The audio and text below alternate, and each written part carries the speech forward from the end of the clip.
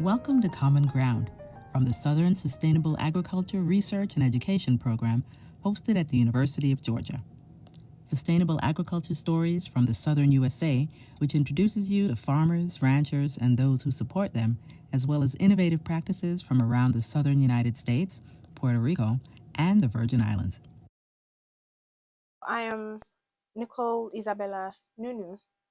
I'm a PhD candidate in Virginia Tech in the Agricultural Leadership and Community Education Department.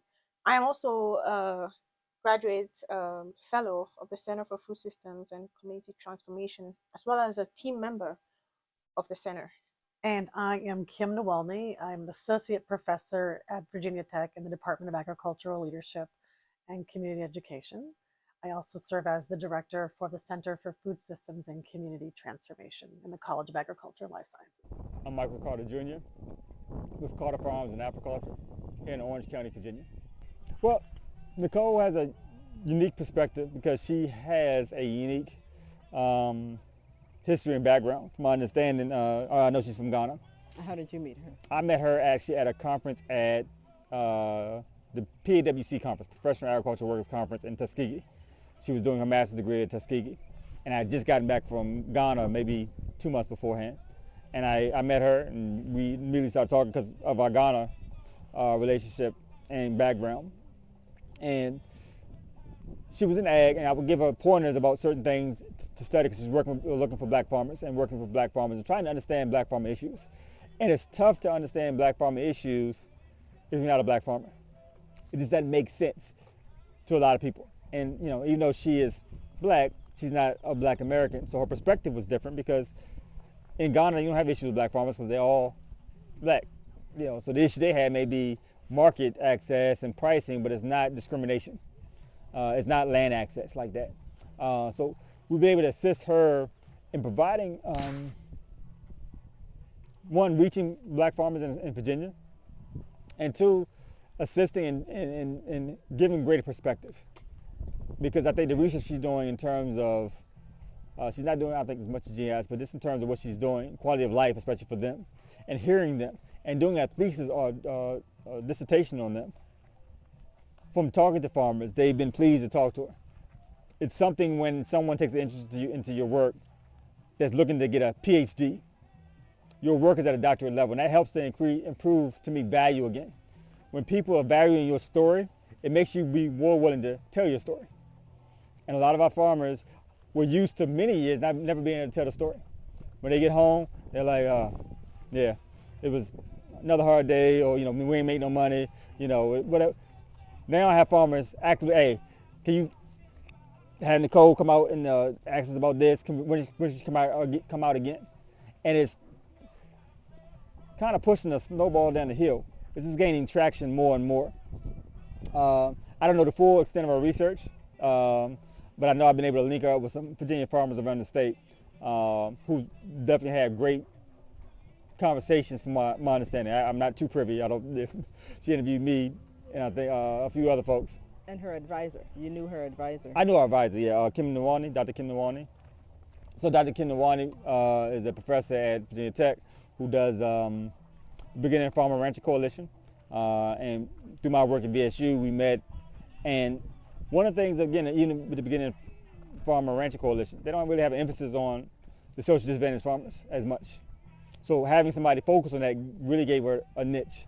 And Kim is a great person and a great, visionary, but understanding of the circumstances. And I think coming from a more qualitative perspective, they have an appreciation for the quality of life that this can do and enhance. I'm a numbers guy. I don't care about feelings. I care about, what the numbers say, what the statistics say. But you need a balance of both. And those are the realities that need to be balanced in agriculture. People understand these are the situations they face, and this is how it's affected financially or how it's affected statistically. So yeah, Dr. Niewolny and I, we've had a long friendship in ag, and she's been a great advisor to Nicole. So I'm from Ghana, and I'm sure you can tell from the accent. It's a really nice accent that I'm from Ghana. Right. So I got my undergrad in Ghana at the University of Ghana in fine arts. So had nothing to do with agriculture at all. And then in Ghana, we have this program where you have to serve the country. It's 1 year mandatory service to the country after you're done with school, your undergrad. So I got posted to one of the impoverished areas. Like, it's known as an impoverished, poverty stricken, and all of those, derogatory names or status that we give to communities, right? And mostly when students get posted, they run. Like, no, I'm not doing this. They don't stay. But I just took the chance. I'm like, hey, there are people living there, and I'm a person, so I can do this. So I decided to to to stay. And then when I got there, I realized that people were like, the lifespan. You see somebody who is like 90 and they're still walking. I mean, they're fine, but they were farming subsistently for themselves. So they were actually thriving, but on agriculture, right? They were feeding themselves. And so they may not necessarily be owning huge farms, right? Or farming acres and acres, but they had their backyard tomato farm or something that was feeding them subsistently. And so I kept asking myself, so why are these people poor again? I don't like, what does poverty mean? Because this person is really rich in life. That 90 years and they're still strong. And so that kind of planted the seed of agriculture in me, trying to understand how agriculture can be used as a tool, right, within community development. So I decided to pursue my master's degree. And in my search, it led me to Tuskegee University, which was really a great experience for me because it was my first time encountering rural America. And also the fact that George Washington Carver, right, all these great ancestors who have been phenomenal in leading the agricultural space, you know, I mean, you cannot mention agriculture without mentioning his name. You cannot mention agriculture without mentioning Booker T. Washington. And I was seeing them all, the work that they've done. The museum is there. You can see everything. The Jessup wagon, all of that was in there. It's like, wow, this is this is fascinating, right? And so I got my master's in agricultural and resource economics. And one of the moments that again was really life changing for me was the fact that in Tuskegee I was food insecure. As a graduate student, I didn't have a car. The grocery store was really far away from me, and so I had to depend on people who were going to the grocery store. So if they were not going to the grocery store, I cannot go. And the bus system wasn't that good. It wasn't that consistent. And so I have arrived in America, but I'm food insecure. I mean, it's a food desert. It was eye opening, especially as somebody coming from Ghana, right? And so that then made me decide to really look at how agriculture, the link with agriculture and community development, to go that route, to go to the more people centered, space. Look at food system, right? How like what role can I play in the food system? What role do Black farmers play in the food system? So that kind of is what propelled me to the point when I was going to get my PhD. I decided to pursue it in community development at Tech, at Virginia Tech. Yeah. So I was examining the role of Black farmer organizers in um, food security, like food access in Virginia specifically. And so um, the research really was to look at how Black farmer organizers, because Black farmers wear several hats, right? And I realized that organizing is part of a hat that some Black farmers, or majority of them, wear. And so looking at how they're contributing to food access within their community, right? What that looks like. What are some of the successes that they've encountered? What are some of the challenges that they've encountered? And what are some of the strategies moving forward, right? How then are they able to navigate, right, those challenges as they do this work as Black farmers and organizers? So basically, that's like a snapshot of the research. The grant enabled me to come to the VABF conference, to be able to speak to Black farmers and then kind of get them to, kind of build rapport. But besides that, also kind of get them to see the kind of work that I'm working on, or the kind of work I'm doing. It felt so fulfilling hearing the feedback from several Black farmers when they hear of the work I'm doing. And the other ones connecting me to people. No, you've got to talk to this person. You've got to talk to that other. I'm like, oh wow, it's a network, right? And so I have a few names, but then I got introduced to several other people that I didn't even know existed. I'm like, oh wow, this is great, this is excellent, and this is the work. This is the core of the work. Yeah. Visiting farmers on their farms while I interview them and kind of get to experience the whole culture on their farm.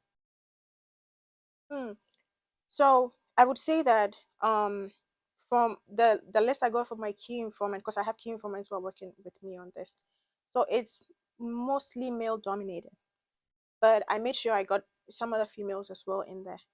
And because again I got a certain specific number of names, right? But what I realized was that through that network, through those connections, through those recommendations, you need to talk to this person. I've gotten introduced to more females who were probably that I didn't know existed. And so that's really insightful to me, because I just yesterday I interviewed one female participant, and oh my god, I forgot my research questions, and I was like just so like in awe, just listening to her, like just talking about her work, like the depth of her work, right? So they are out there, and of course statistics will show that there are more male than female in the system, really. But the females are out there, and I'm trying very hard to reach them, and through those networks and connections, I'm very sure I'm gonna. The way the academy works, you need to have a scope, right? You need to, you can't do everything. If I want to do everything, that would take a life a lifetime's work, right, to get everything done. And so doing it in bits. So I'm starting off first of all with Virginia, see what goes on there, and then who knows what the future holds, right? I might get connected to people in Alabama or in the South. I'm mostly interested in the South because of the history, right? More specifically, again, Virginia, again, because it's really the heart of the Confederacy, and so that history really is there for me. So I starting first of all with Virginia is really core to me, and I live here too. So again, I'm just focusing on Virginia for now, but the future brings a lot. Fun part was working on the budget. Always something that's very new to students. Like, how does this world work? What's allowable? What will get the work done well? How do we, and particularly because of the community-based research approach, making sure that the farmers that you'd be working with would be compensated. And SARE allows for that, which is really significant. And that's the spirit of SARE. It's like if you're not going to work for the betterment, the advancement, the improvement of farmers' lives, then that's not the program for you.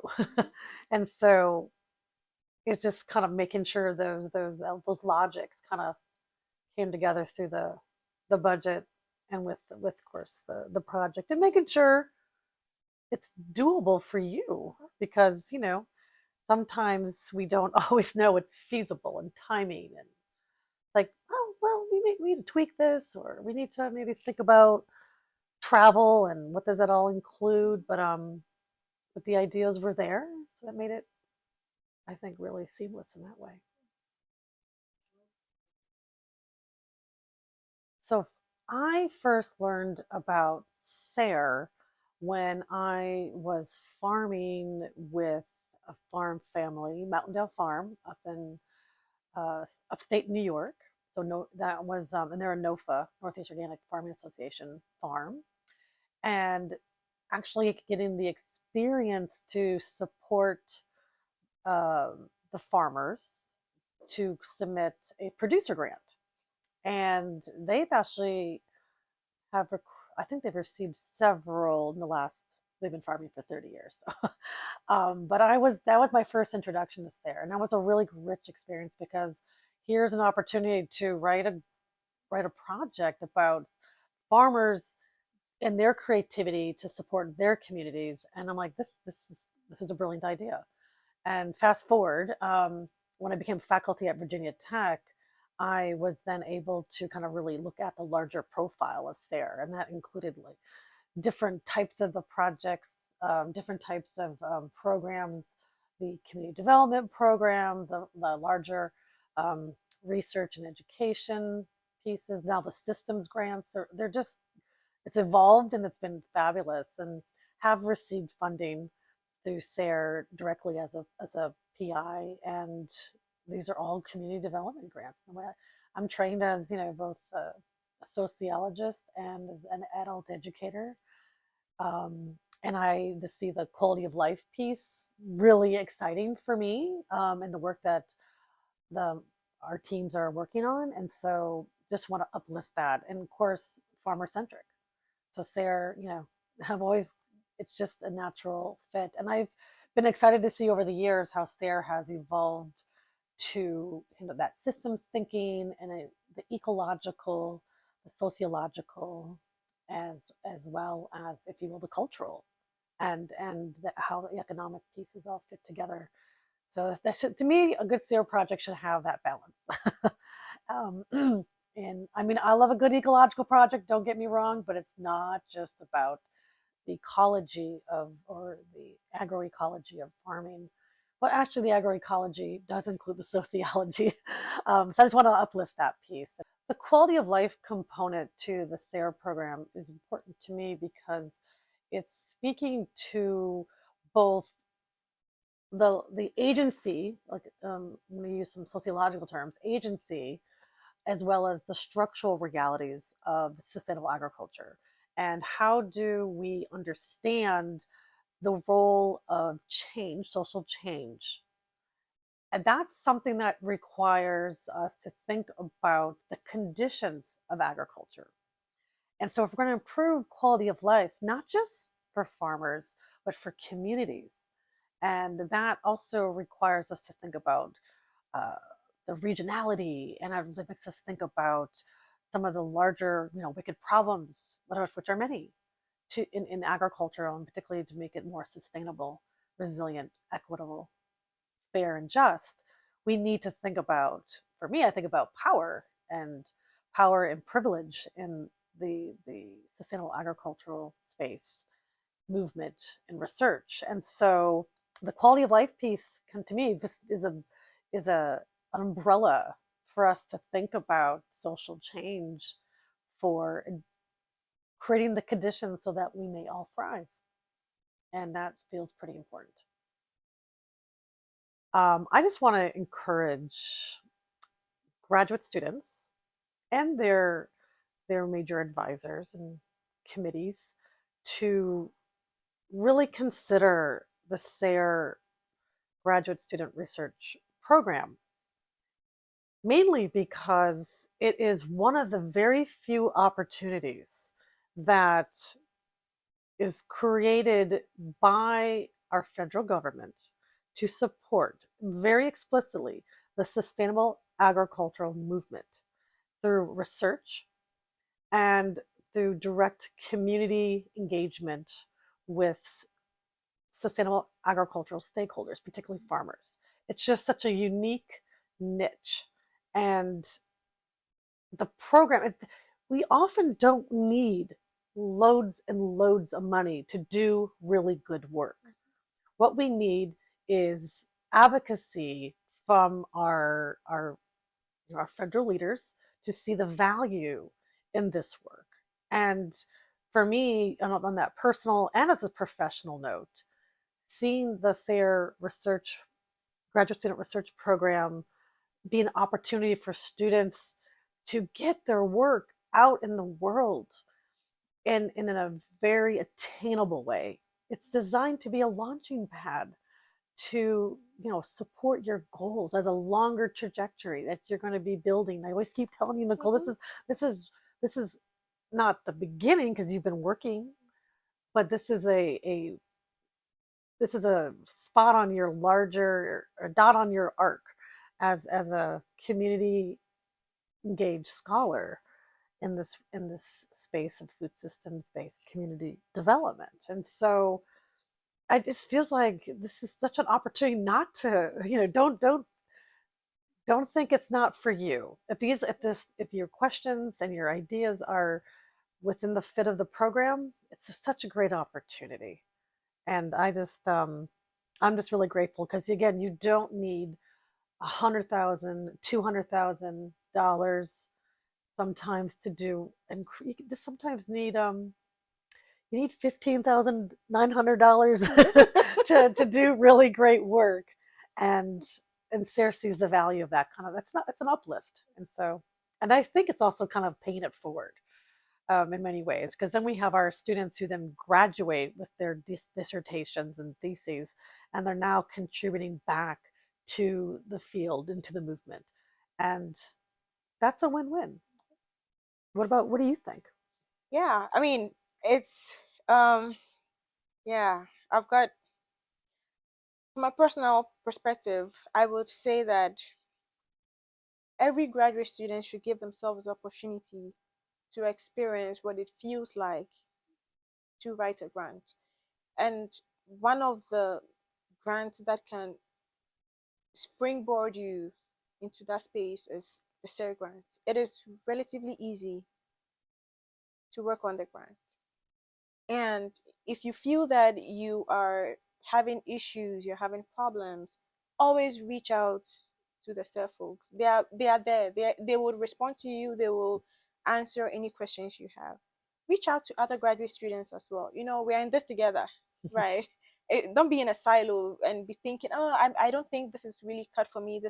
I might not get it. My grandmother always says that there are two answers and they are all good answers: no and a yes. No means, it doesn't mean that you're not capable of doing it. It just means that not right now, but maybe later on. And then a yes. So even if you write it and you don't get it, don't be troubled about that. Don't be heartbroken. Don't be like, I'm never going to do that again. No. Always give it another try. You never know. You might always get it, right? So don't let anything be a stumbling block. Once you come up with the idea and it has to do with your research, and it's going to really impact communities, it's going to impact people, and it's agriculture based, you're trying to make a difference, just go for it. And you would realize that you would come and comment under this video and be like, yes, you said it and I applied and I got it. So yeah, I'm just cheering everybody on. All my colleagues out there, you're not in this alone. Yay, we've got this. Yeah, just apply for this grant and I'm sure you're going to get it. Absolutely. Yeah.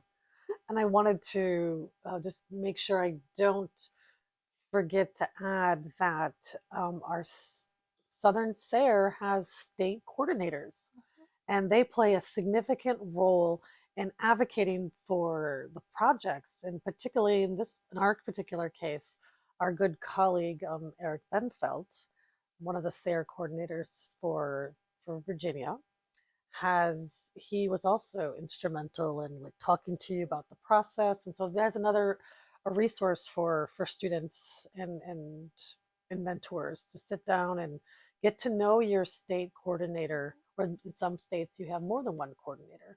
And so take the time to add them to your network and get to know. And that was really, I think, another instrumental piece. And yeah, do all the things, apply. I don't think you'll be sorry. Learn more about research grants and sustainable ag resources at southernsare.org/grants. And remember, to stay updated, make sure you're subscribed to our Common Ground newsletter and podcasts, and following us on social platforms at Southern SARE. Standing on common ground, let's grow together using the pillars of sustainable agriculture.